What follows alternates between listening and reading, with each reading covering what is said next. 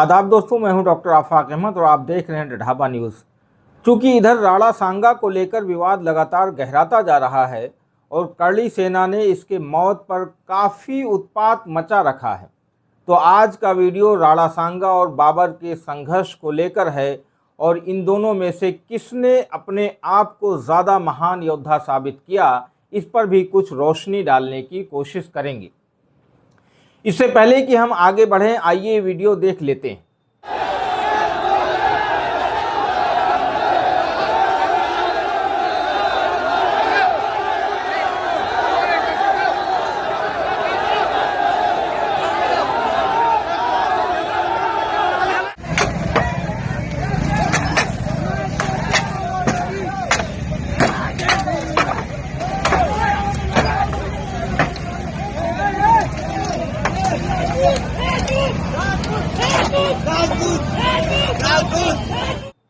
जहां आगरा की सड़कों पर करड़ी सेना ने जमकर बवाल मचाया, तोड़फोड़ की और पुलिस ये सब मूक दर्शक होकर देखती रही। ये सब तब हुआ जब वो राणा सांगा की जयंती मनाकर लौट रहे थे। करड़ी सेना ने हर कार्यकर्ता से एक डंडा एक केसरिया झंडा लाने का आह्वान किया था।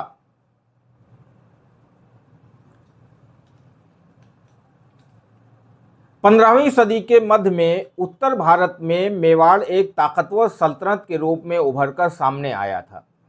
ये सल्तनत बप्पा रावल द्वारा स्थापित की गई थी, जिन्होंने गुजरात से आकर राजस्थान के दक्षिण पश्चिमी इलाके में अपनी जड़ें जमाई थीं। मेवाड़ की ताकत और प्रभाव धीरे धीरे पूरे क्षेत्र में फैलने लगा। राणा सांगा और बाबर, जो भारतीय तारीख के दो अहम शख्सियत हैं, 16वीं सदी के एक अहम मोड़ पर हिंदुस्तान के सियासी मंजर को गहराई से असरअंदाज करने वाले थे। इन दोनों के दरमियान का संघर्ष और 1527 में खानवा की लड़ाई तारीख़ हिंद के एक अहम मोड़ के तौर पर सामने आई, जिसने मुल्क के मुस्तकबिल को एक नए ढंग से ढालने का काम किया। राणा सांगा और बाबर के बीच हुए युद्ध को जानने और समझने से पहले आइए इन दोनों के बारे में मुख्तसर सा जान लेते हैं। सन 1508 में अपने भाइयों से सत्ता संघर्ष के बाद राणा सांगा ने मेवाड़ की गद्दी संभाली। उस वक्त उनकी उम्र केवल 27 साल थी और तख्त पर बैठते ही उन्होंने जीत के रास्ते पर चलने की शुरुआत कर दी थी। उन्होंने सबसे पहले आबू और बूंदी के राज्यों से सुलह की और फिर जब आमेर की फौज ने मेवाड़ पर हमला किया तो राणा सांगा ने आमेर के राजा माधव सिंह को बंदी बना लिया था। सतीश चंद्र अपनी किताब हिस्ट्री ऑफ मिडिवल इंडिया में लिखते हैं कि सन 1517 में राणा सांगा ने मालवा के शासक महमूद द्वितीय को शिकस्त देकर चित्तौड़ लाकर कैद कर लिया। उसी साल दिल्ली के सुल्तान इब्राहिम लोदी ने भी मेवाड़ पर हमला किया, लेकिन खतौली की जंग में राणा सांगा ने उसे बुरी तरह पराजित किया था। इसी जंग में एक तीर ने राणा सांगा के बाएं बाजू के जिरह को भेद दिया और उनका हाथ काट कर उनकी जान बचानी पड़ी थी। लेकिन इस भीषण आघात के बावजूद राणा सांगा का हौसला कभी कमज़ोर नहीं पड़ा। उन्होंने एक हाथ से तलवारबाजी की और अपनी जंगजू आत्मा को जिंदा रखा। इसी दौर में बाबर, जो फरगना घाटी में पैदा हुआ था, भारत के दरवाजे पर दस्तक दे रहा था। 1526 में पानीपत की ऐतिहासिक जंग से कुछ महीने पहले ही दिल्ली के सुल्तान इब्राहिम लोदी के दरबार के कुछ उमरा बाबर से मिलने काबुल पहुंचे थे। उन्होंने बाबर से कहा कि वो हिंदुस्तान आएं और इब्राहिम लोदी को हराकर दिल्ली की सल्तनत अपने कब्जे में ले लें। बाबर ने अपनी तज़किरा बाबरनामा में लिखा है, मेवाड़ के राजा राणा सांगा का एक दूत मेरे पास आया था। उसने बताया कि वो आगरा की तरफ से इब्राहिम लोदी पर हमला करेंगे। बाबर के चचेरे भाई मिर्ज़ा हैदर और अन्य इतिहासकारों ने भी इस घटना का जिक्र किया है, जहां राणा सांगा ने बाबर से अपनी मदद की उम्मीद जताई थी। हालांकि ये भी सच है कि राजपूतों में सियासी दूरंदेशी की कमी थी। राणा सांगा ने बाबर को हिंदुस्तान बुलाया था, लेकिन जैसे ही बाबर ने यहाँ अस्थायी तौर पर रहने का फैसला किया, राणा सांगा को ये महसूस हुआ कि बाबर की असली मंशा दिल्ली की सल्तनत पर कब्जा करना है, ना कि वो सिर्फ इब्राहिम लोधी को हटा। 1526 में जब बाबर ने पानीपत की निर्णायक जंग में इब्राहिम लोदी को हराया तो राणा सांगा का कहीं कोई जिक्र नहीं आया। बाबर ने अपनी सेना को 3 गुना बड़ी लोदी की फौज के खिलाफ जीत दिलाई और दिल्ली पर कब्जा कर लिया। इस लड़ाई में बाबर के तोपखाने की रणनीति ने अहम भूमिका निभाई थी, जिससे इब्राहिम लोदी के हाथी बौखलाए और अपनी ही सेना को कुचलने लगे थे।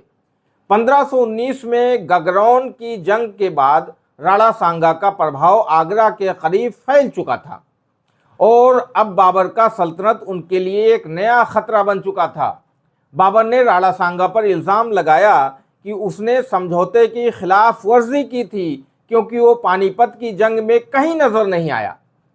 हो सकता है कि राणा सांगा ने ये सोचकर बाबर को बुलाया था कि बाबर भी तैमूर की तरह लूट मार कर वापस चला जाएगा, लेकिन जब बाबर ने हिंदुस्तान में अस्थायी रूप से रहने का फैसला किया तो स्थितियां बदलती चली गई थीं। 1527 में बाबर और राणा सांगा के बीच खानवा की जंग लड़ी गई, जहां दोनों सेनाओं ने पूरी ताकत झोंक दी थी। बाबर की सेना की संख्या राणा सांगा की सेना से काफी छोटी थी, लेकिन बाबर की रणनीति और अनुशासन ने काम किया। राणा सांगा की सेना में 2 लाख सिपाही थे, जिनमें अफगान और मेवाती सैनिक शामिल थे। बाबर की सेना ने रणनीति के तहत गाड़ियों और तोपखाने का सही इस्तेमाल किया। राणा सांगा की सेना के लिए मुकाबला कठिन था। राणा सांगा, जो खुद जंग के पहली पंक्ति में थे, एक हाथी पर सवार थे, लेकिन उनकी फुर्ती और उत्साह के बावजूद बाबर का तोपखाना भारी पड़ गया। जंग के दौरान राणा सांगा एक तीर से घायल हो गए और बेहोश हो गए, जिससे उनकी सेना का मनोबल टूट गया और वे बिखर गए।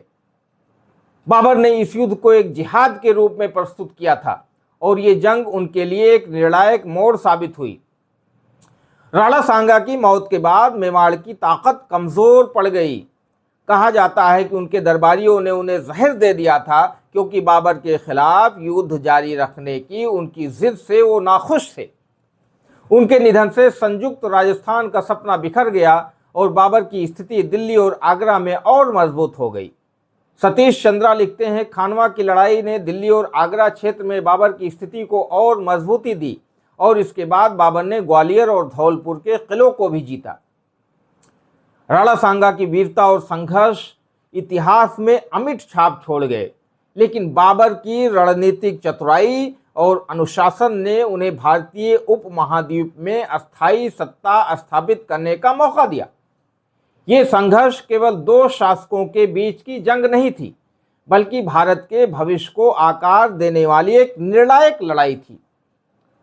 अब जब सारी तस्वीर आपके सामने है तो ये सब एक दिखावा, ढोंग और थोथे अहंकार का नतीजा ही है कि किसी एक को महान कहना और दूसरे को नीचा दिखाना और जलील करना। होना तो ये चाहिए कि हम महानता या लघुता के संक्रमण से ही बाहर निकल जाएं और सबको बराबर ही समझें। लेकिन हिंदू मुस्लिम का रंग देश में इतना चोखा हो चला है, घर घर में हिंदू मुस्लिम के बीच इतनी नफरत का प्रचार किया गया और इतिहास के शासकों का नाम उछाल आज के मुसलमानों को नीचा दिखाने, डराने और धमकाने, गद्दार कहने का जो सिलसिला चल रहा है, वो देश में नासूर बनता जा रहा है, जिसका इलाज ना होने पर ये समाज को रसातल में ले जाने का ही काम करेगा। साथ ही कानून तोड़ने वाला कोई भी हो, हिंसा फैलाने वाला कोई भी हो, समाज में अराजकता की स्थिति पैदा करने वाला कोई भी हो, व्यक्ति या संगठन, उसे कानून का पाठ पढ़ाना ही होगा। वरना क्या ये मान लिया जाए कि गड़बड़ी अगर मुसलमान करे या ना भी करे तो उसे सलाखों के पीछे डाला जाएगा और कोई हिंदुत्व ब्रांड का संगठन या व्यक्ति कितना ही बवाल और उत्पात मचाए, उसे छुट्टे सांड की तरह घूमने की छूट मिलती रहेगी। इसे हम समाज में 2 कानून, 2 इंसाफ को बढ़ावा दे रहे हैं और देश को नफरत की भट्टी में झोंकने का काम कर रहे हैं।